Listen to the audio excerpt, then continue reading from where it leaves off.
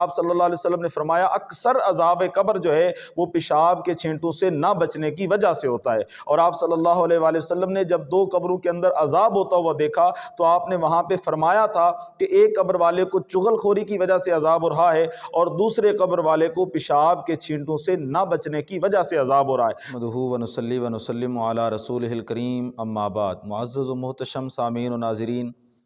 عقیدے کی طہارت اور پاکیزگی کے بعد درجہ آتا ہے انسان کے ظاہر کی پاکیزگی کا۔ اسلام نے جس طرح انسان کے لیے عقیدے کی پاکیزگی کو ضروری قرار دیا ہے، اسی طرح انسان کے ظاہری جسم کی جو پاکیزگی اور طہارت ہے اس کے اوپر بھی اسلام کے اندر بہت زیادہ زور دیا گیا ہے۔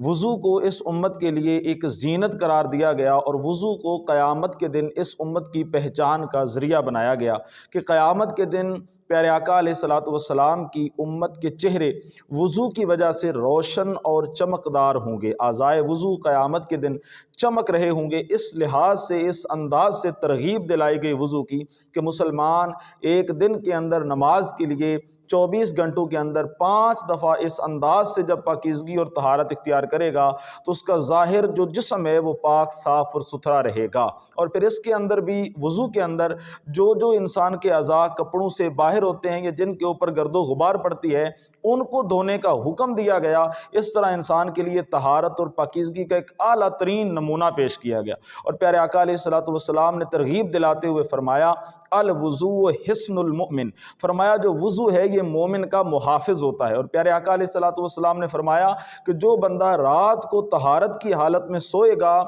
پوری رات فرشتے اس کے لیے مغفرت کی دعا کرتے رہیں گے، اور جو انسان وضو کی حالت میں وفات پائے گا گویا وہ شہادت کا درجہ پائے گا۔ اتنی زیادہ ترغیب دلائی گئی تاکہ انسان ظاہری طور پہ بھی پاکیزگی اور طہارت حاصل کرے۔ لیکن بعض لوگ بالکل بے احتیاطی برتتے ہیں اور بالخصوص کھڑے ہو کر پیشاب کر لینا یا پکی زمین کے اوپر پیشاب کر دینا یا اپنی طرف ڈھلوان ہے وہاں پہ پیشاب کر دینا یا جانوروں کے گوبر اور پیشاب وغیرہ کے چھینٹوں سے نہ بچنا۔ پیارے آقا علیہ الصلوۃ والسلام کا فرمان عالی شان ہے، آپ نے فرمایا صحیح مسلم کے اندر کہ اکثر عذاب القبر من البول، آپ صلی اللہ علیہ وسلم نے فرمایا اکثر عذاب قبر جو ہے وہ پیشاب کے چھینٹوں سے نہ بچنے کی وجہ سے ہوتا ہے۔ اور آپ صلی اللہ علیہ وآلہ وسلم نے جب دو قبروں کے اندر عذاب ہوتا ہوا دیکھا تو آپ نے وہاں پہ فرمایا تھا کہ ایک قبر والے کو چغل خوری کی وجہ سے عذاب ہو رہا ہے اور دوسرے قبر والے کو پیشاب کے چھینٹوں سے نہ بچنے کی وجہ سے عذاب ہو رہا ہے۔ تو اس وجہ سے پیشاب کے چھینٹوں سے بچنا یہ بھی اسی طہارت ظاہری کے درجے کے اندر آتا ہے اور اس کے اندر مسلمانوں کو بہت زیادہ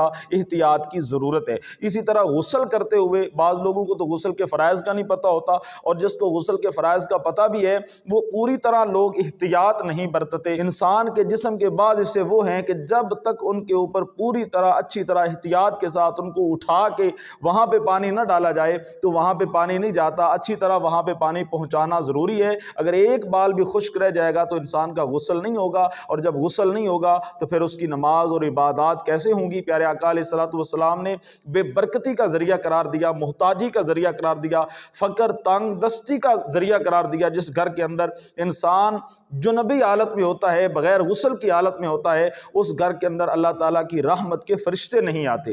پیارے آقا علیہ الصلوۃ والسلام کی شریعت تو اتنی خوبصورت ہے کہ اس کے اندر یہاں تک تلقین فرمائی گئی کہ اگر بغیر غسل کے سونا بھی ہے، فوری اگر غسل نہیں بھی کر سکتے تو رات کو جب سوئیں تو پھر وضو کر کے سوئیں، ناپاکی اور نجاست کو دھو کر سوئیں۔ اس لحاظ سے انسان کو ایک طہارت کا جو نمونہ ہے وہ پیش کیا گیا، اور اس انداز سے طہارت کے احکام دین اسلام نے ہمیں عطا فرمائے۔ اسی طرح بعض عورتیں ناخن پالش لگا لیتی ہیں اور اس کی تہ جمی ہوتی ہے، اور اس کے اوپر اگر وہ وضو کرتی بھی ہیں، غسل کرتی بھی ہیں، تو چونکہ پانی تہ تک، ناخنوں تک نہیں پہنچے گا، ان کا وضو کیسے ہوگا، غسل کیسے ہوگا؟ جب غسل اور وضو ہی نہیں ہوگا اور وہ جس گھر کے اندر رہیں گی وہاں پھر فقر، تنگ دستی، محتاجی اور فقیری اور اس قسم کے وہاں پہ مسائل پیدا ہوں گے۔ پیارے آقا علیہ الصلوۃ والسلام نے ایسا خوبصورت دین عطا فرمایا کہ جس دین کے اندر انسان کے عقیدے کے اندر بھی پاکیزگی ہو، انسان کے ظاہری پاکیزگی بھی ہو، وثیابہ کا فطہر، کپڑوں کی پاکیزگی بھی ہو۔ ایک مسلمان کی یہ یہ شان ہے کہ وہ ظاہری طور پہ بھی کردار کے ساتھ ساتھ ظاہری طور پہ بھی خوشبودار ہو۔